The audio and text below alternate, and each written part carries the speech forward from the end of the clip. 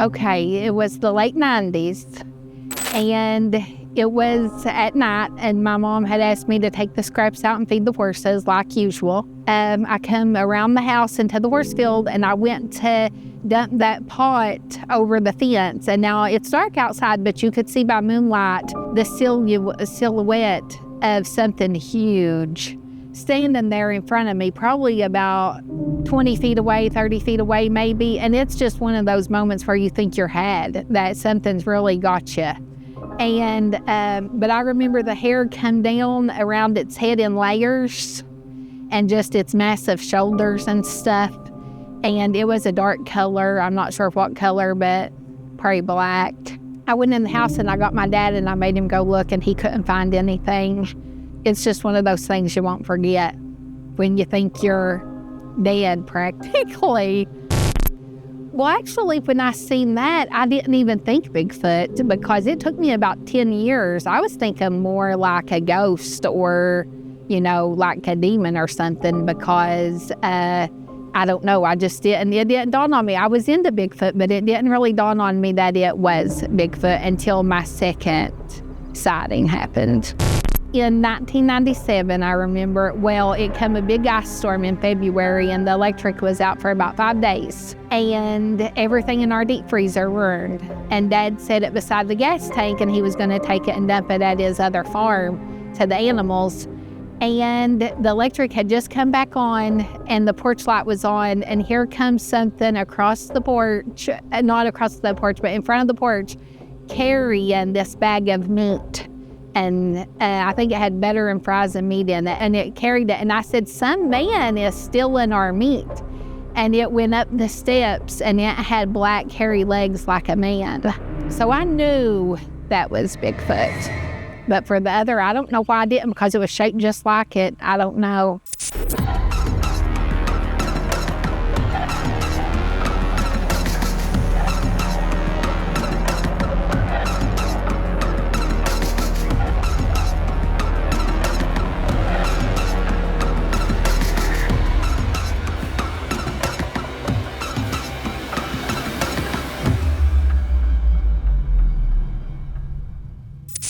Well, when I first heard about Big John was from reading accounts that, I think it was the BFRO website, and they mentioned about a Big John in the Carter Caves there, state park not very far from here. And this was probably back in the 40s or 50s, this story was, and these little girls used to play and go down around the park area.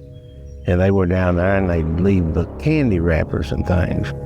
Well, they'd leave candy bars, so one day they left a candy bar and they waited around it, and this big, they described it as a hairy creature, come up and got that candy bar, and it scared them so bad that they run all the way to the house, and they had a little wall or something out there that they had to get up from the Bigfoot, and they said, uh-oh, this is going to be terrible. But also, I have interviewed some people out in that area that live not very far from me that claims that they have seen this Big John creature.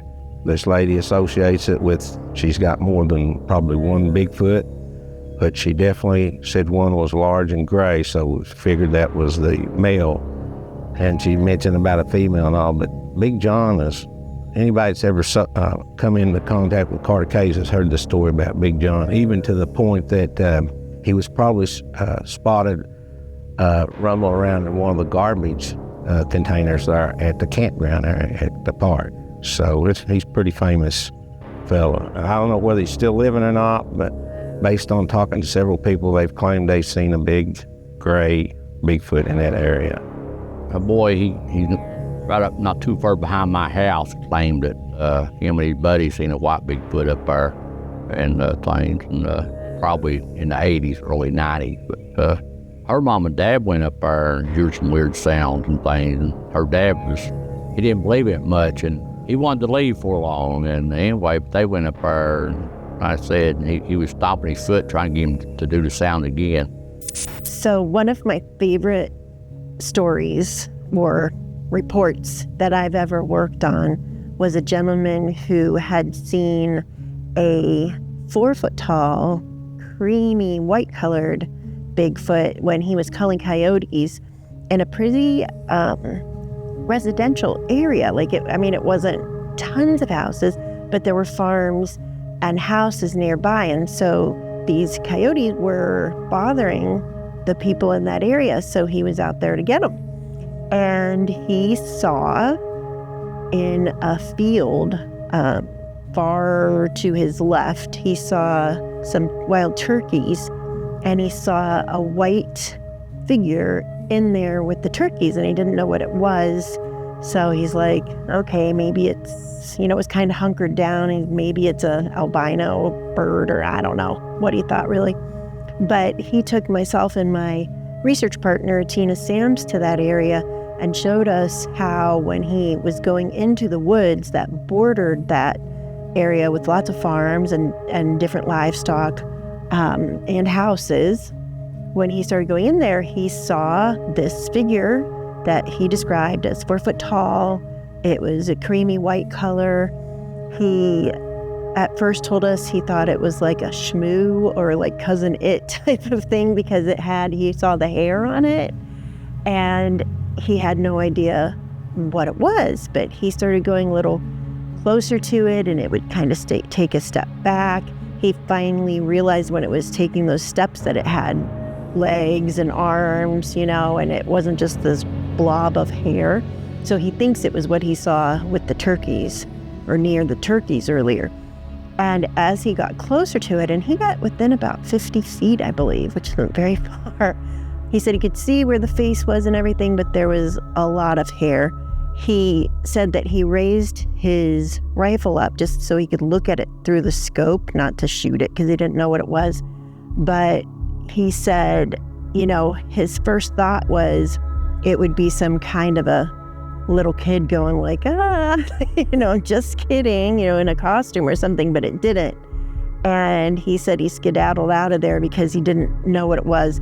But he had been, he was a wildlife exterminator, and he had been the head of a nature preserve down in Florida before he moved to Ohio. And he said his best guess as someone who was around animals, knew animals pretty well, was that it was some type of a primate. So at that time, he never thought of Bigfoot because of the color and the size of it. But it was like some kind of weird exotic primate escaped from somewhere. And that was a sighting where within about a quarter of a mile, there were footprints found by another person that had nothing to do with him that same summer that happened. Approximately 75% of the terrain of the Midwest is farmland. That translates to over 127 million acres devoted to agriculture. It's the one constant from region to region, providing food, fibers, and other everyday materials, necessitating a wide array of goods and services that support human flourishing. From growing crops such as corn, soybeans, and wheat, to livestock farms and ranches, the Heartland is dominated by various kinds of farms, earning its nickname as America's breadbasket. You have both. You have some exotic, animal places around. Some people raise the alpacas. I think there's some bison in Michigan, bison farms, and of course it's a strong agricultural state. I mean, everywhere up north, it's either woods or pasture. Crops, sugar beets are big here in Michigan. Corn, of course, any number of crops, soybeans. But there's plentiful food source in these spaces.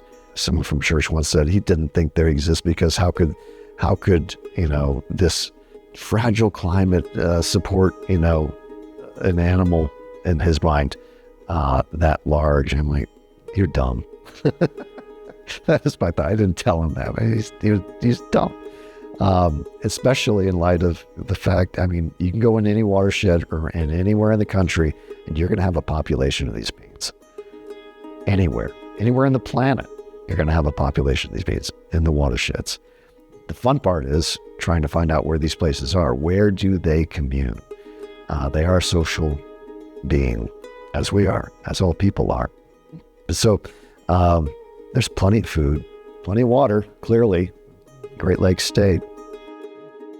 Once you get outside of the Metro Detroit or the urban areas, like if you look at a map, like the orange areas on the map, there's a substantial amount of farmland. Anywhere from, we will grow things like obviously corn, but also soybeans. And if you get to the middle of the state, a lot of sugar beets and things like that. So there's farms everywhere.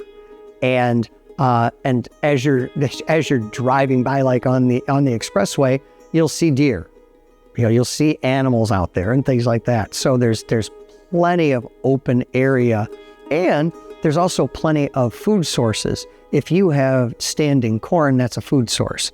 The deer will eat that, and any animal that likes corn is going to hang out near a cornfield because it's just like, look at all this food.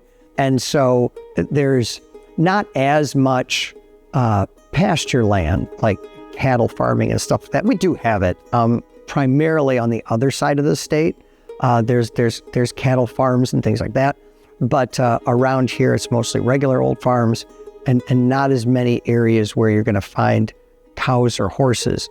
But what I will mention about areas that do have particularly horses, I've heard a lot of people who own horses, if they are kind of far away from other people, horses supposedly will draw in Bigfoot. Some people will go so far as to say that a Bigfoot will come in and braid the hair of their horse's mane. I tell them to get off my property. That's the silliest thing I've ever heard of. What horses will actually do is they clean each other and they use their tongues, and lots of times with their manes, it will actually curl up and it will look like a braid. Sorry to ruin anybody's fun, but could you imagine a horse is like, yeah, I'm just going to stand here. This big 10-foot tall apex predator is gonna give me a mani and a petty next. It just seems silly. But animals, for some reason, seem to bring in Bigfoot. Extremely a lot of farms in this area. Pretty much, I would say, 90% of all land in this area of eastern Kentucky in the Menifee, Morgan County area is all farmland of some sort or another, combined forest farmland. We have a lot of farms, a lot of Bigfoot reports on farms. Good food source.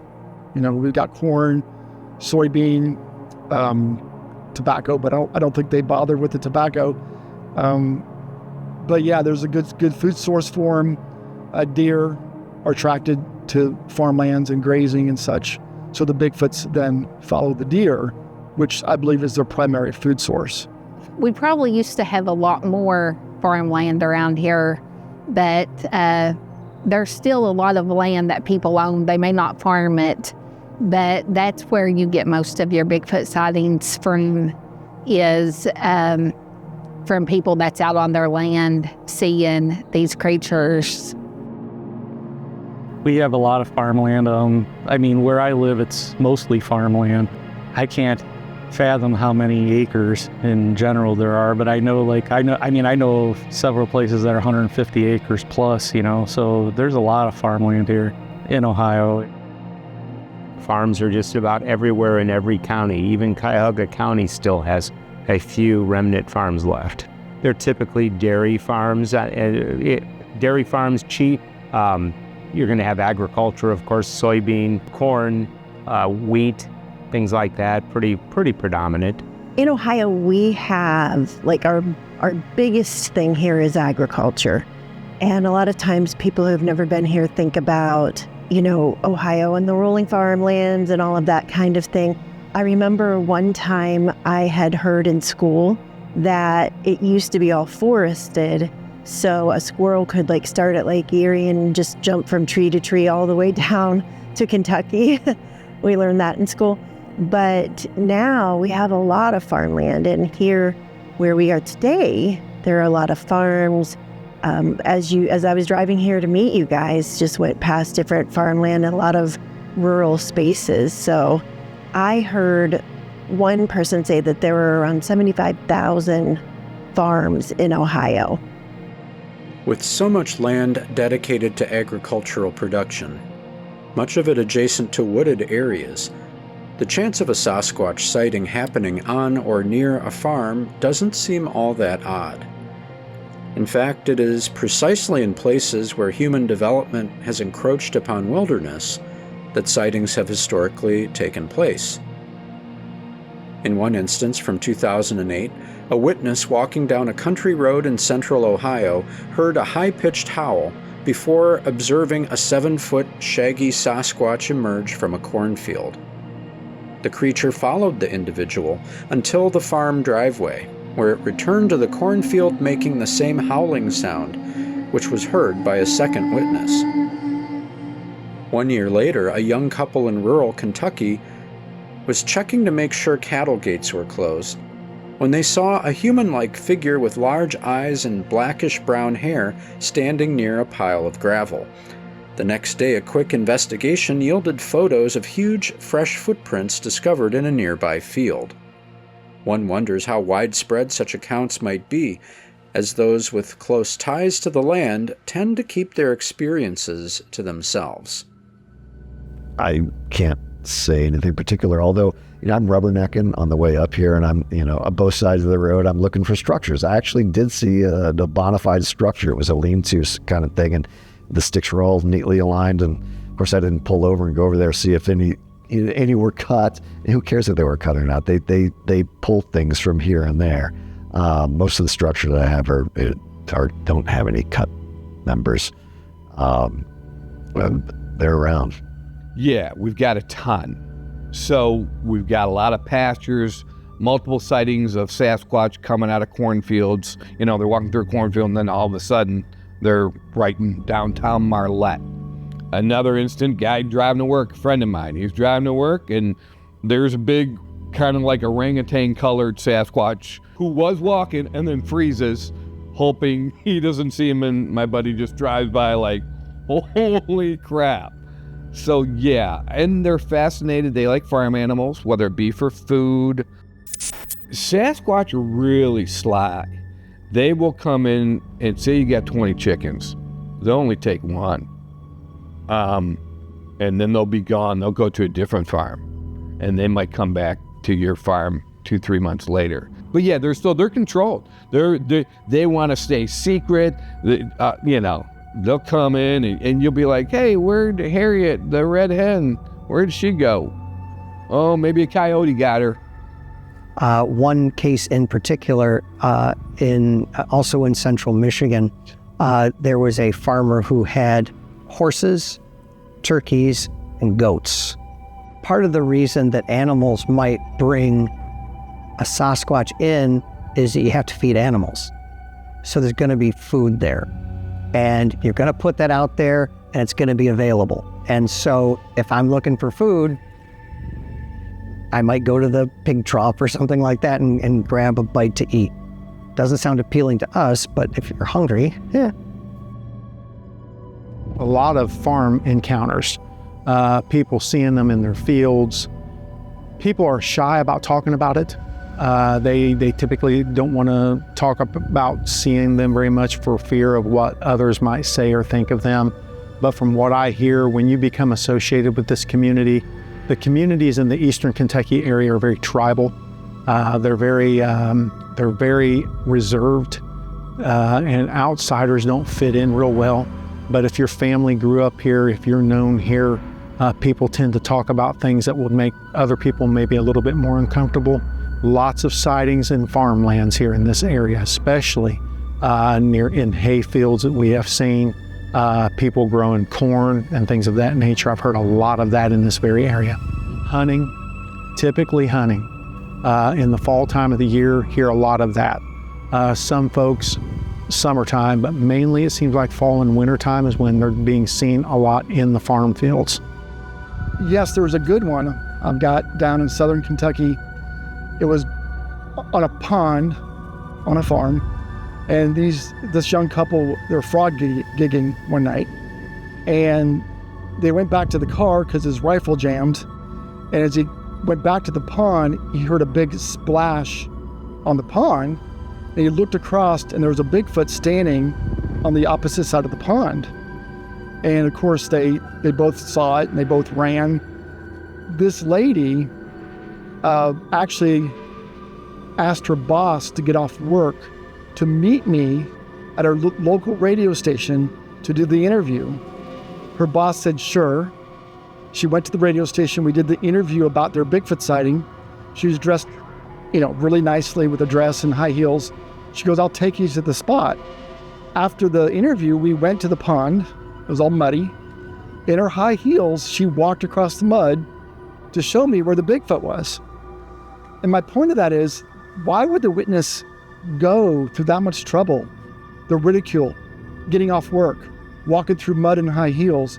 So the witnesses get me excited when they have everything to lose and nothing to gain from doing this. So that's a report there that I really like. Yes, I know my son was riding a four-wheeler with his friend, and they went up a hill, and they had seen a big black object to the side, but they didn't pay no attention to it, thinking it was a bush or a shrub. It was almost dark. So when they done a U-turn in the field and come back, their lights was on this Bigfoot standing there in front of them, and it about scared them to death, which they went right back looking for it again that night. But I think that a lot of these creatures are pretty curious and watching people, and or just traveling through these farms to different locations because there's so much land around them, they're not going to be seen until they accidentally are seen. These tree structures, for me, are very interesting to see these things out in the woods. And there was a small one with that first big triangular shaped that we seen. And I told Ronnie, I said, you remember seeing one of these before? He said, yeah.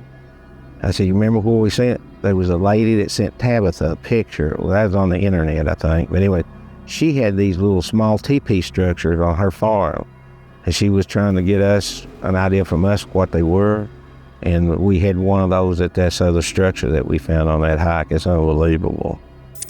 Let me do this one first. Okay, you go first. This might not be Bigfoot, but there's a lot of people say Bigfoot can make bird sounds. I tell you, I've lived here all my life, and I've shot this gigantic clucking chicken. I mean, the volume's unreal, but I almost heard it 3 times. I sat on the porch the first time, talked to my brother on the phone, and it was so loud, it was behind me or down in the woods. I jumped out of the swing, it scared me so much. He even heard it over the phone.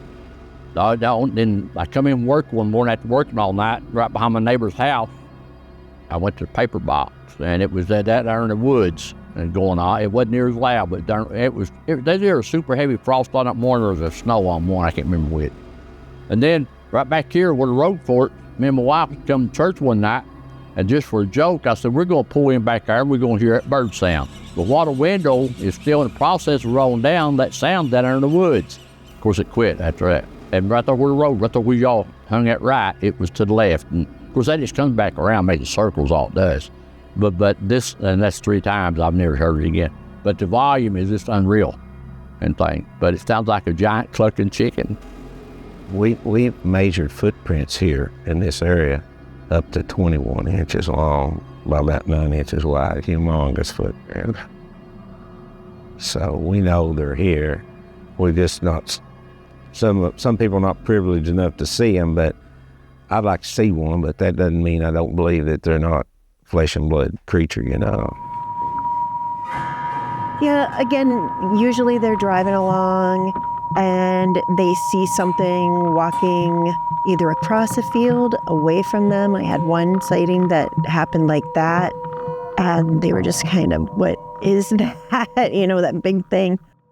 More often, it would be, and just not even my own sightings I've taken, but just researching and reading other people's sightings. A lot of the times they'd be driving along and they see it again on the tree line that's a field, like a farmland, but then right along the tree line. But there's one encounter that was directly on farmland that I was actually privy to. It was an interesting story. Like I said, the family didn't live on the farm. They actually traveled a lot, and so they'd bring their camper back, and there was a farmhouse there. But they would bring their camp. They let their son or nephew, I forget which one, but they let him stay in the farmhouse, and then they like just kind of keep up on stuff. And he came out one night, and it was like really late night, and they were there too. They had their camper there, and it came across the back of the cornfield. And I think the way the story sounded was that it didn't know they were there. It thought that the farmhouse was just there and whatever. But as it came over, it noticed the camper, and it actually was growling at them. And yeah, so like the guy actually heard it, kind of opened the door. The dog wouldn't go out. He had a little dog, wouldn't go outside. And literally there's a little, like, I don't know, a little outcrop building, I guess I could call it. And it actually hit the building and then kept going. But he only saw the silhouette because it was at night. But it came like right up through the cornfield, which there's a river that runs right behind it. And I think that's what it was, is it was coming up through the river and cut through, and just happened to notice they were there, not thinking anyone was there. It was a couple of times. Unfortunately, the guy, he's a really great guy, but he passed away. This was actually closer to Spencer area. It's by Black River. I grew up on a farm, and I lived on this farm, all the way up until I was 18. And it's funny that I can remember back being young, some strange stuff that happens to us on the farm. I remember my dad finding a dog that was torn in two. He just kind of explained away, and now as an adult, I kind of think about that, and I'm like, I don't buy that. At one point, I did hear howlings, or like a lady screaming, when I think I was probably 15 years old. Years later, I ended up buying a house like 7 minutes from where I grew up. So, there was the family farm, and this house had a private preserve behind it that would get strange activity. Sounds like women screaming, hitting the cabin, things like that. And I'd always try to understand how is something like that surviving. Plenty of sightings and encounters on or near farms. A lot of the farms had livestock involved with it. A lot of them had either horse equestrian facilities where they semi-boarded horses and different things like that. But yeah, all over the state, there's been a long history of sightings with Sasquatch and farms, and just in general. I remember down in Belmont County, outside of Flushing, a farm down there where the family noticed that their livestock kept refusing to go over to the one side of the farm where they typically had the hay bales and everything like that for them to eat. They would just sit there and stare in the distance toward these bales and never make any way over to them unless the farmer was out with his equipment out there. And for example, with the machine that would bring and put bales in, then they would come running over and eat. But as soon as he would leave and go in for the day, they wouldn't go anywhere near it. And then what eventually happened is the family was out on the one side of the fence line behind where these hay bales were, and that's where they found what they called these large nests in the wood line, right over on that side of the farm. And apparently something had been nesting in there, multiple little nests of large size, and they found footprints. And then within about 2 or 3 days, the one son, who's now probably a 45-year-old man, he witnessed one walking on the back edge of the farm away from the hay bales. So it actually came into the area, went near the hay bales, and then went back the other way. And then on that same farm, one of the older family members driving just into the farm saw one walking like up a hill behind their house in an open field knoll. And they said that it took roughly 3 to 4 weeks before the cattle would even consider, without someone being there, going by the feed or the bales of hay for them. There was one report where Oh, let me think where that one was. It was in central Ohio. It might have been Delaware County or one county farther west from there, where there was an individual that had pigs disappearing. First it was piglets disappearing, and then finally one night they were out, there was no more piglets left, heard a loud commotion, and the farmer and one of his hands came around the bend, like around the building, as they heard the noise, and they saw a very large Bigfoot carrying a pig in between its arm, and literally when it got to the fence line, just stepped over it with the pig in its arm without breaking stride. And I'm just thinking which county, and I know all those counties, but if it is Delaware, it'd be one county west of there, the next county over. Because it was because I had to cut through Delaware County when I interviewed them, but it was going to the next one. One was here in Northeast Ohio, and it was a long time thing because after I got interested in Bigfoot, a friend of mine, his dad, said that they used to find big footprints in their fields, when before the crops were planted. And that would happen year after year after year, and there had been Bigfoot sightings in that same area. So that was a long-term thing that probably started in the 70s up to current, modern times, because I still get reports around that area. We have had different people who have seen things along the edge of crop fields, like right along the tree line. So I have at least 4 different witnesses that have their sightings were right outside of the crop fields. So it does happen a lot in Ohio, and especially around this area. Those who have seen Bigfoot on their ranch or farmland tend to have similar reactions. A sense of shock sets in when the realization occurs that they are sharing their land with something that conventional wisdom says cannot exist. When the shock wears off, the farmer is faced with practical questions regarding a response. Will they meet this new reality with force, or find a way to live and let live? BFRO investigator Jim Sherman relates the experience of a farm owner in the northern lower peninsula of Michigan who opted for the latter approach, after a string of sightings left he and his family rattled. It all began with an encounter with a 6.5-foot orange-eyed figure stalking a chicken coop. Though he had his gun raised, the witness resolved not to fire unless absolutely necessary, and was rewarded with a thorough look at the creature from no more than 100 feet away. Subsequent sightings on the farm, while startling, did not seem to indicate the family was in danger, so the farmer resolved to leave it alone and learn from it, if possible. Usually they get mad, because sometimes the Sasquatch are coming in and killing a calf or taking goats or sheep or chickens. Chickens are the big one. Yeah, so they're upset. They're not happy because they're taking their livelihood and they're scared. Most people react fearfully, Disbelief.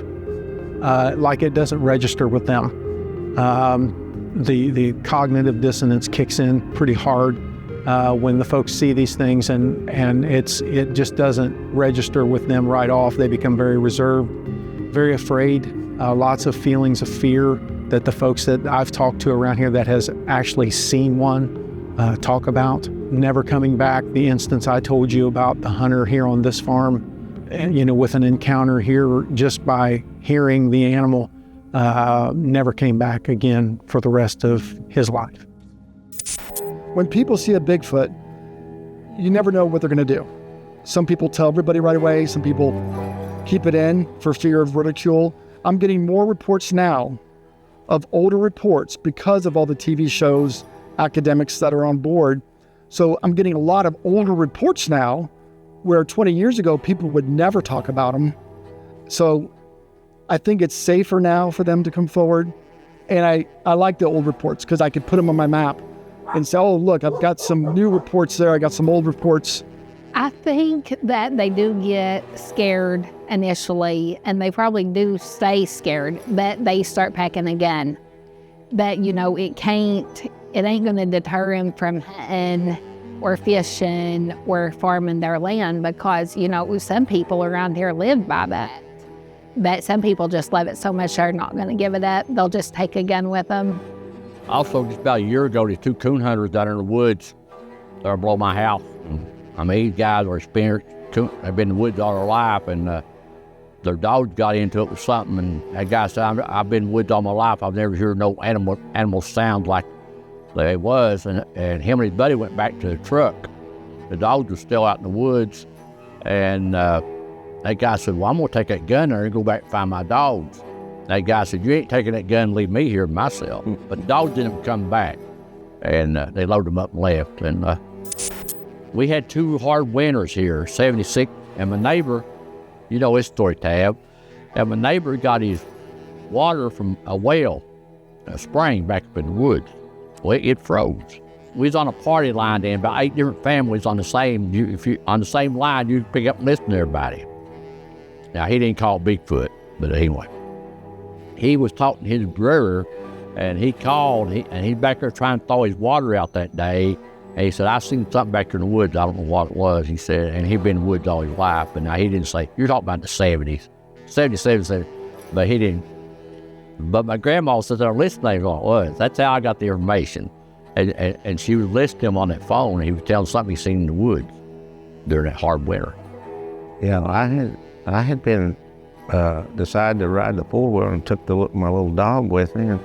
And it was on my brother-in-law's property, so he had all these trails where he'd check the fences that he had his fields fenced off because of cattle. So I went to I knew this one high spot. It wasn't very far from the state park. There's 3 properties that come together there where I was at. His property, the state park property, and then Tigard's state forest all come together. So I said, this would be a good place. And matter of fact, that's there where I've seen a lot of these tree breaks at too. So I stopped the 4-wheeler and just sitting there listening and waiting until it got dark. And then it got dark, and that's when I decided, okay, it's time to do some tree knocks. I tried that, nothing. And then I decided to do the vocalizations. Whoops first, nothing, but the vocalizations done it, because whatever this was, it was really talking back at me. And I thought, okay, I'm going to get a chance to see one for the first time. And I thought he was mighty close, I think. I thought I could spotlight him and see it. I looked and looked, I could not see him. I thought, well, he'll be standing behind the tree or hunched over, nothing. And when I didn't see anything, with all the light systems that I had, I said, it's time to get out of here. Like I said, he moved 3 different times on each vocalization back to me. It sounded as though it's come to a different location. The 3rd vocalization, my dog pointed directly down that fence row that separated 2 properties there, and I said, uh-oh, he's to my right. Never did see him, and that's when I decided, okay, maybe this is a little too close, and I decided to get out of there, and I did.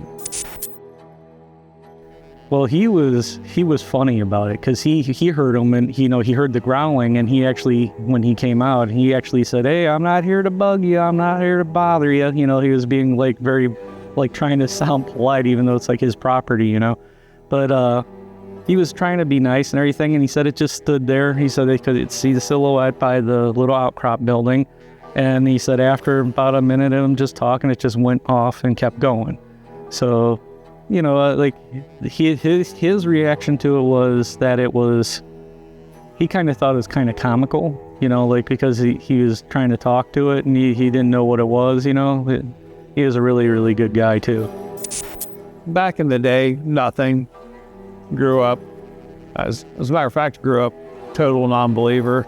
It was until later in life, I would say when I first started hearing about this, I would have been a skeptic. And at the most, maybe something in the Pacific Northwest, definitely didn't think there would be anything around Ohio or anything like that. A lot of times I think you dismiss it when someone has an encounter, especially for the first time. I know I did. I would just dismiss it and just always assume, you'd be hiking the woods, you hear a tree knock, I'd always just assume, well, there must be someone up there, putting their stakes in the tent, or you give yourself answers until later on, maybe you realize, oh, wow, there is no trail up there. And that's kind of the experience I've had from doing so much hiking. Just seeing the woods and being in the woods every day and realizing I haven't seen anybody in these woods for a year. Then you hear stuff like that and I guess it gives you a different opinion on that. And you start to be a little more, you start to pay a little more attention. You're like, oh, maybe there's something strange going on here. Well, I think more than anything, they're startled and scared because, being farmers and having farm life, they're there all the time, in and out. And typically with farming, if you really think about it, they wake up at the crack of dawn and go to bed once it gets dark. So during the nighttime, there's not a lot of activity on the farms, but it's very dark, very desolate. So they kind of get worried for their pets, their livestock. A lot of times they keep chickens and rabbits and things like that. And in some instances, they have stuff disappearing, and in other instances, they have hair-raising encounters. I think that witnesses normally respond with disbelief, whether it's on a farm or not, especially here in Ohio, and especially if there's somebody like me who I had my possible sighting not knowing anything about the whole Bigfoot enigma, really. So I would say that out of those 5 reports I've taken on farms, 4 of them were from cars. So, that's very common, but people saw them walking along those fields or in the fields from a car. But one was from a gentleman and his wife who were on a side-by-side, and they saw one walking at the other side of their field in their back 80. So it does happen quite a bit. Opinions are somewhat divided as to whether agriculturally related Sasquatch sightings are a more recent phenomenon or not. It's reasonable to assume that some witnesses are more apt to discuss their experiences because of a growing public willingness to accept the possibility of Bigfoot. In some cases, this has resulted in the sharing of incidents that are many decades old, stories of farmland encounters finally divulged before they're forever lost. Jim Sherman spoke with one such witness who grew up on a farm in western central Michigan, and as a child experienced everything from finding tracks and hearing strange nonverbal communications to dealing with heavy objects being randomly moved around the barn, and finally, a daytime encounter with a figure that threw a tree branch as if surprised at being discovered. Sherman reports that it took 40 years for this individual to come forward, and suggests that his accounts illustrate how difficult it can be to rationalize one's perceptions in the face of the unknown.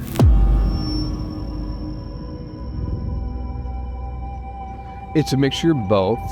I will say from the experiences and the witnesses that I've talked to, it's only been relatively recently have I heard about interactions with a possible Bigfoot and a farm. I just haven't come across other reports that were older that I have personally dealt with. I'd say it's very historical. In Daniel Boone's memoirs, he talked about the Yahoo. He talked about an encounter that he had with one that he seen as he was making his way into the interior. I think that it's very much so always been here. I think it's always been a part of the landscape. I think people see these things more than what they tell. And people tend to believe that there's more to the woods in eastern Kentucky than what meets the eye. It's a mix of both. We've got them to date on farms, again, because there's food source, there's deer, so there's no reason for them to avoid the farms. Some people report shooting at them, and that would deter them. But there's reports to this day of visiting farms because of all those resources. I know around here, there's a lot of farms and a lot of people that farm, but there's also so many people moving in and taking up the land, and these farms are getting broke up and sold off to different families and stuff. So it's probably more historical because of people moving into the areas and stuff, and people not keeping their land as farmland and stuff. But also you still have people that have a whole bunch of land seeing these creatures on it, even if they're not farming it. And I've often wondered too, and as weird as it sounds, I just wonder if I could actually try to find out about like the Amish. I've always wondered if there's a way to approach them, because they may not know, Bigfoot or Sasquatch, but they may know it by something else. And I've been trying to figure out a way to approach that, because I actually have a feeling they're still moving through a lot of farm properties. And I wonder a lot too, because there's also a lot of abandoned barns. And I wonder if they actually use that as storage, not storage, but like shelter sometimes. So that's one of those things I just often wonder about. And I think the reason they go through a lot of the cornfields and stuff too is because I've heard reports of missing corn and things like that they just attribute to things like deer, but it's not smashed down, that sort of thing. So I think they're taking food here and there too when they can. I've not heard of any particular story of them using a barn. It's more of an interest of mine. There's TV shows where it's been exaggerated and things like that, but I don't know personally, but I would think it would make an easy shelter. And there's some properties that are like so dilapidated, like the barns and things, people aren't going to go into them. And they're far back enough off of properties where they build a new homestead and things like that they could be using them. And it's just a theory I often wanted to explore. Being in the area that I live in has a lot of strong native ties for the indigenous people that lived here, and the indigenous people that lived here who we should be listening to because they've lived here for thousands of years. They have like 600 names for Sasquatch, and so I believe it's always been here. And as urban sprawl, the more we get out into the forest, I think that's why you're having more encounters. I think this is an ancient phenomenon. I think it's just a mix of both, because we've had a lot of historical data, with farm reports, but we've had some very recent stuff too, where the sightings that were on the property, the Bigfoots were seen either coming from old abandoned farm buildings, old silos, even buildings that are halfway laying to their side. Like one couple kids saw something crawl out and then stand up on two legs and then walk into the woods. So they're definitely taking advantage of any of the old structures, because anything that keeps moving needs shelter. And if it's just temporary shelter, that's an easy place to go to come and go and leave. Well, if you think about it, one of the most famous sightings in Ohio is that Noble County incident down in the 80s, down near Caldwell, where the lady was playing at the fairgrounds there by the old, playground equipment, and they had one of those big steel circular merry-go-rounds. The kids were playing around her kids, and she was just sitting there on a picnic bench watching, and she said, I kept hearing something in the woods, in the wood line, but because there was a cattle farm over there, she assumed a cow was in the woods moving through. And it wasn't until she's like, of course, not paying attention, not paying attention, paying attention. Then she looked up, and there's her kids going around, and there on the fence line is this huge Bigfoot standing there with its arm on the tree like this. And so she stood up, started walking toward her kids, and like saying, kids, like to get their attention. And the one, I think it was the daughter, happened to look over and see it.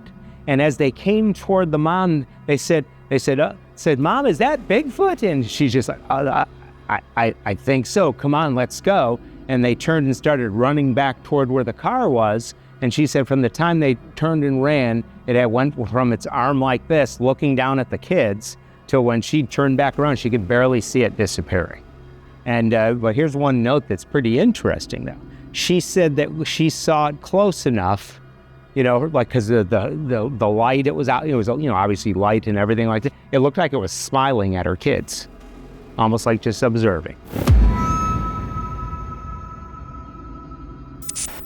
I'd say both. This happens both in the past. The one I personally took was started in the 70s. But when I go to the hunting and fishing shows that I go to, and I've had some farm sightings from those, that's just in the past couple of years. So I'm sure it's happened before that, but personally, my personal sighting that I've taken, it happened to them back in the 70s. The animals and livestock on the Heartland's farms and ranches are not without response when a large creature makes its presence known. Their behavior confirms a perceived danger, which they alert to in a variety of ways. Cows bellow out warnings, while horses run in circles, and smaller livestock, such as chickens, tend to be far more vulnerable, with some reports indicating that they've been taken by some sort of predator under cover of darkness. In 2013, in a small community west of Dayton, Ohio, a farm family relayed a chilling series of encounters initiated by the gradual disappearance of chickens from their coop.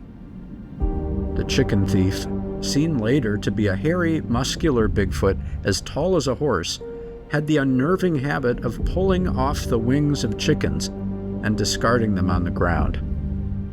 Accounts from Kentucky and elsewhere tell of cows that are visibly agitated by the presence of Bigfoot phenomena, horses that stand stock still, and normally rambunctious dogs that stare into the woods and go no further.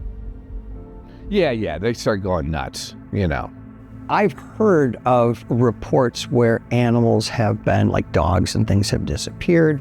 And I have not taken a report myself of an animal that has been injured.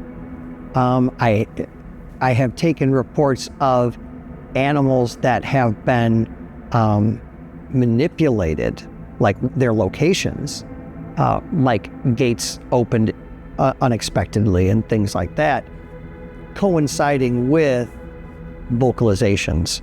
And so it's not just like, oh, the goat got out. It was, we heard these weird noises, we heard a howl, and then the gate was opened and and none of us were out there, or something like that. That has happened, yes. But no animals that have been hurt that I specifically recall right now. There is a type of reverence almost feeling, almost like when an apex predator is around, things begin to die down. From what I have noticed in living out here in the woods with this thing, is birds stop, the chirping, the sound of the forest goes deathly quiet, nothing's moving. That's the kind of response that I see from the wildlife here on this particular farm. A lot of reports of livestock going missing. There's one in northern Kentucky years ago. A farmer came out and saw Bigfoot with a calf. He had picked it up over the fence, was walking away with it, and by the time he got there, the calf's neck was broken, and there was a manhunt. I think this was back in the 60s in northern Kentucky for the creature. So yeah, they do attack livestock. There's a report in Kentucky where some miniature ponies were killed. No signs of trauma. A large husky was killed. Again, no signs of trauma. Usually a big cat, you'd see some scratches, or coyotes, you'd see, bite marks or something. And we think it was blunt force trauma, where something had picked them up and just threw that husky down on the ground. So it's a mystery with some of these cases. Well, you hear different stuff that they're unbothered or they are bothered. So maybe they're around it so much that they're unbothered by it, or maybe it is scary to them.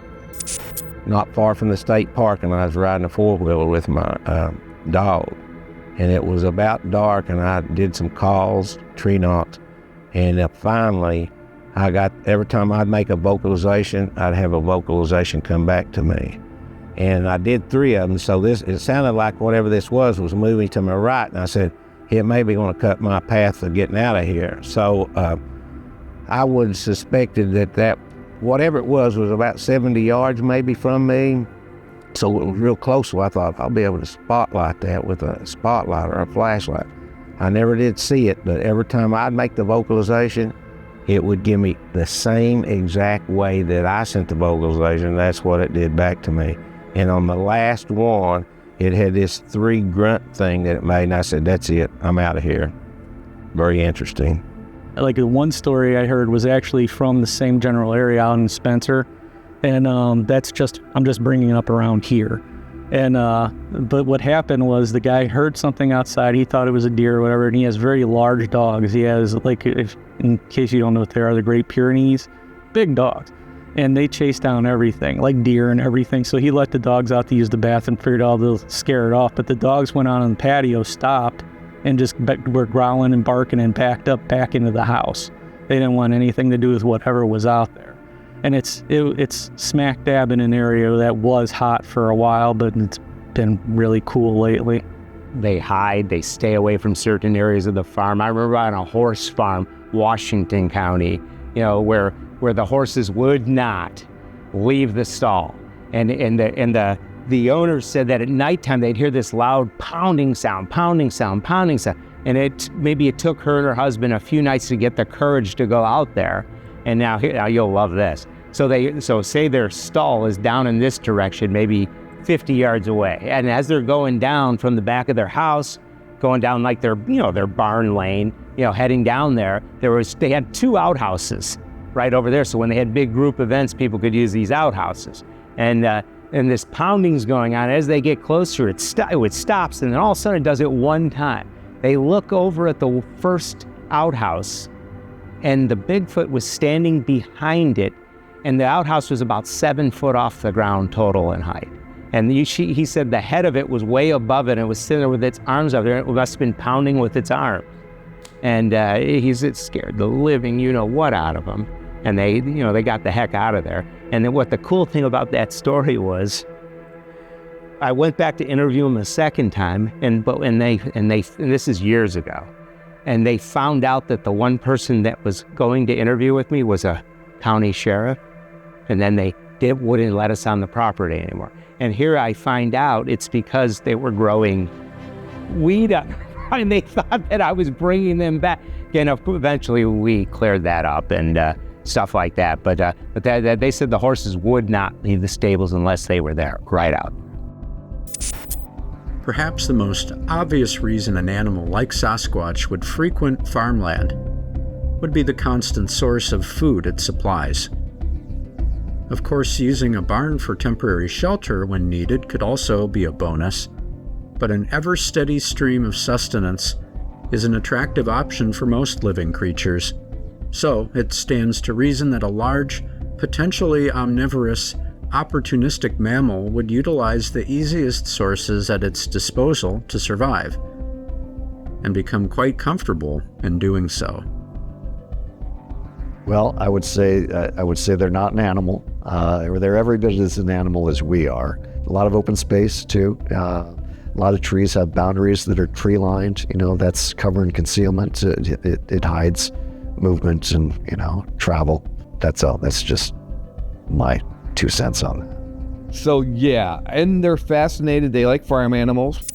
Food, water, shelter, breeding, keeping its existence, as far as moving forward with the childbearing, the family unit. What I've noticed here is they tend to move around a whole lot. They seem to be here a lot at certain points and times of the year. So it's almost like they use certain places at certain times, almost like any animal would do. There are birthing places for deer. There are typical places where the deer will go into the rut. There are certain places where coyotes will hunt, and it seems like these creatures are no different in that aspect. They seem to move around a little bit, and in certain times of the year to do certain things, it appears. I would say mostly it's looking for food. Now, dogs, we know they don't really care for dogs. So if you have a dog out there barking, a lot of dogs have been killed. The fact is, on our expeditions, we don't really allow dogs because Bigfoots don't like them because they give away their location. So I would say mostly it's going to be food driven. I don't think Sasquatch would be coming to get the farm animal, livestock and stuff. I think more or less just an opportunity to pass through people's land undetected. Well, there's all kinds of food sources. I've heard stories, nothing specific, I've heard about them taking hogs. I've heard that happen. Now it's just hearsay for me because I never investigated it. But I've heard of them taking chickens, and I've heard them taking small hogs, and I've heard of corn disappearing and apples too. I've heard of apple farms. There was an apple farm that was complaining because all the apples were getting missing from the top of the trees and not the bottoms. And so they couldn't figure out what was taking the apples, but to me it makes sense. If they're coming by, they're huge, if they're walking up, they just grab them at their reach level, So I don't know if it's tactics, it's because they're so smart they know not to take from the bottom because it's easily recognizable or what, but I think that's what they're doing. And they do the same thing with corn, from what I've heard, is they take corn, but they don't always smash the stalks down and things like that. Raccoons and deer have a habit of trampling them down to get to the corn, and this is just missing higher up pieces of corn down whole rows and things. I mean, it's a good food source. If you think about it, you go in and steal some corn, steal some crops, go back into the woods. I mean, it makes sense to me. Farms are usually don't have houses on top of each other. So that might be an explanation for that. I would think the motivation for a Sasquatch to be around farms is easy food. I mean, the biggest farmers are food producers, and they produce food in large volumes. And a lot of times these farms, it's not like you have a bunch of people watching the crops. You got the farmer and his family, and they're generally not out there at night. So an easy meal. Food, easy access to food. I mean, I remember, a report over in I guess it would be, I can't think of the name of the county again, Crawford County. And over in Crawford County, where they would have never noticed anything, but the way they kept their one drum of feed, it had a screw on top, like one of these metal tops that go on top, and you screw it on top of the drum, and it seals the food in for freshness. Well, they would notice they go to feed the animals, didn't say a day later that the food would go down significantly. It's like, wait a minute, didn't we just fill this in trying to put two and two together? So then they realized that someone was coming in and stealing food, but they couldn't figure out why the lid was always on. Well, here finally they changed their routine a little bit and started coming back a little earlier. And when they walked into the barn, because it had an open back double door barn that went out to a fence area, they heard commotion, and what the commotion they heard was the Bigfoot was in the barn, heard them coming, and it must have already had the lid unscrewed. Well, in haste, it just dropped it and kept going. Well, it hit off the drum, landed on the ground. So they came out to the double doors of the barn, looked to the right, their fence line went at an angle like this. They saw the Bigfoot walking down the fence line, and he said that it put its right hand on the post, the fence post, and literally just did a flip right over into the woods. And so they knew what was taking their food. And it was just grain, but it was during the winter months. So something looking for food, looking for calories, taking advantage of something that was easy. And of course the animals were happy about it. I think a Sasquatch would be like a person, looking for food, looking for easy food. So whether it's the crops or the livestock that usually farms will have along there too, they're just looking for food, just like you hear dumpster sightings. So I think they're opportunists. Farms have been described as the backbone of the Midwest, and it's a difficult point to argue. At the same time, the farm functions as a classic liminal space, where wilderness runs headlong into the transforming effects of human habitation. All sorts of dramatic activities take place in such spaces, both natural and otherwise. But what often goes overlooked in this scenario is that for the farmer, or for the rancher, This is home. A Bigfoot sighting on a family farmstead is a deeply personal matter, for home is supposed to be a place of refuge. A farming family can't just pull up stakes and move away when frightening things happen. Their resolve to coexist and learn about the unknown just might be the path to discovery of Bigfoot in the Heartland. Let me tell you the weirdest story I've ever really been into. Me and my wife lived in a mobile home in the yard, and my mom was staying with my grandparents.